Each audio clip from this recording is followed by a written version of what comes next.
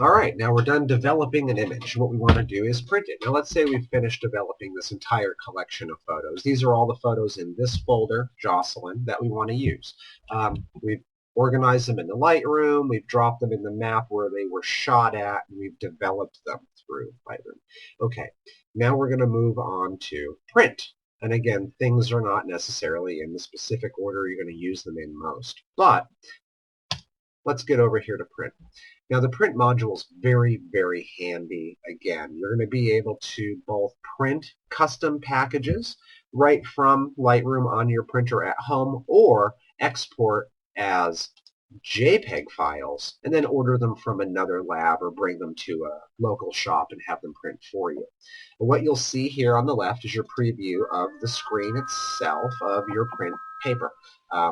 Down this template browser, you have your personal user templates, which you can make and save, and you have Lightroom's standard templates, which you'll see in the top left change. If I select them, we'll have them all show up here.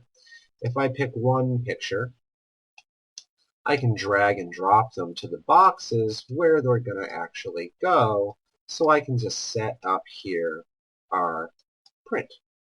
And let's say that's what we were going to use, but that's not what we're doing. Here's a little simple triptych, and we have tons of options. That's in a single image in the layout style. Sorry, I'm going to jump all over the place here for you.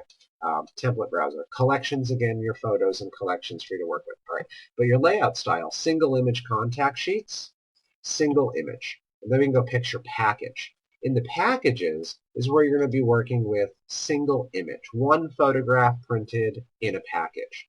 And you can use any of these Lightroom templates down the side. Let's say we want to go with a 5x8 contact sheet.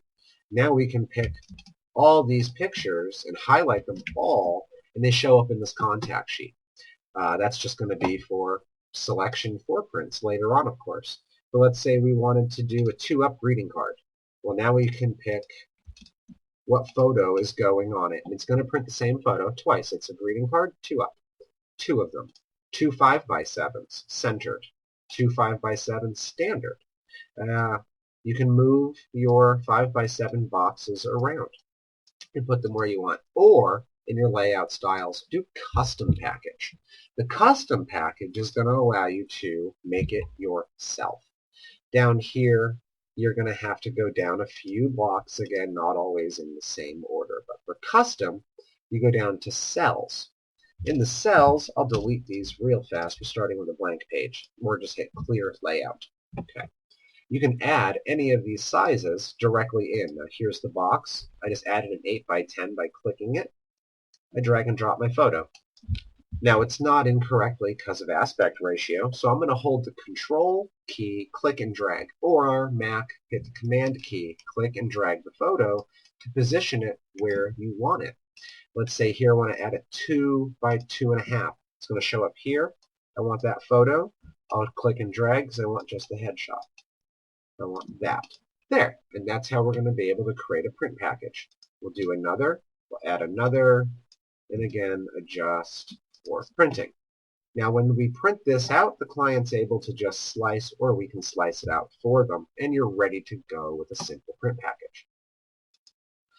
A few different things, your image settings. Your rotate to fit is on.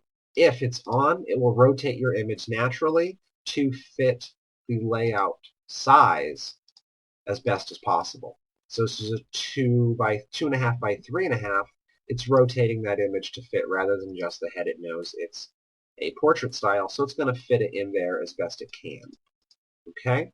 Photo border, do you want a border? And if so, what color do you want? Or the border is going to be white, sorry, but if you want a stroke, you can pick what type of a color you want for your stroke on the inside. Okay? I don't want the photo stroke. Now your rulers, grids, and guides, you can tell it if you want to see these or not. And if so, which ones. We can see the dimensions. We know exactly what's being printed where. Okay. Cells, again, different sizes for your pictures to be printed, and you can adjust the height, the scale, and create custom photo print box sizes that are going to come out by using these sliders. you can lock your aspect ratio so they work together so nothing ever goes wonky. You'll keep the perfect ratio. All right. And then down below we have the background color. You can change the background of the page. Will it print clean white or will it print clean black? And then you can adjust your color tone throughout so the background of the paper has a different tone. Let's say if we did something like one of these triptychs over here in the custom packages. Let's get down, let's say something like this one. And we wanted to do the background color in, there we go.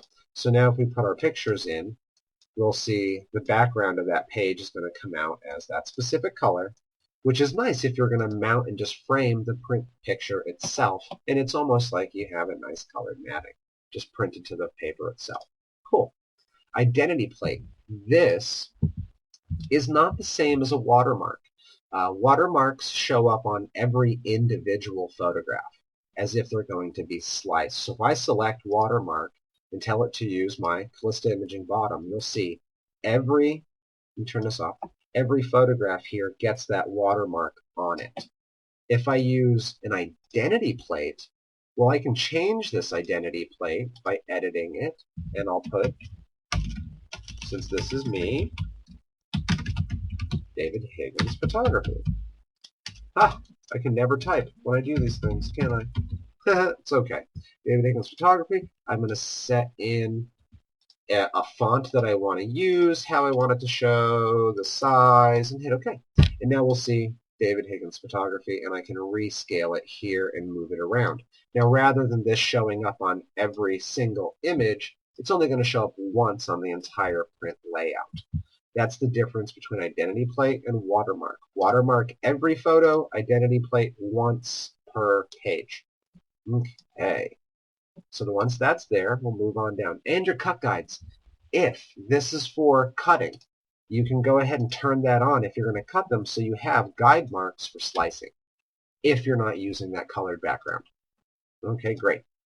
And then the next one is, of course, your print job right here. Print to printer. If it's set to a printer, set your resolution, set your type of sharpening and your type of paper, color management, and if you have any print adjustments that you want to use, you can do that there. Page setup is where you can change and set your printer on what you're going to use here and how it's going to come out. Okay? We can also switch this to JPEG file. File resolution now, is it draft printing or standard in JPEG file? It's very nice. I always set it to 300, and my print sharpening is standard. Media type, I don't use glossy, I'm going to use the matte. I like between 100 or down even to 85. Doesn't destroy any of the quality visually, it just shrinks the size down. Okay? We can set custom size of the dimensions of the total layout itself, and then again with color management if need be. And when we print to file, it's going to save the JPEG of this layout wherever we want to, ready to take with us to any lab or upload to one of our partners online. Okay, that's the print module. If you're using a custom package and you adjust these over here in the template browser, you can go ahead and click Add and save it as a new preset. And that'll show up under your user templates if you make your own custom in-house templates, often for print sales. Excellent. Next thing we're going to move on to is the book module.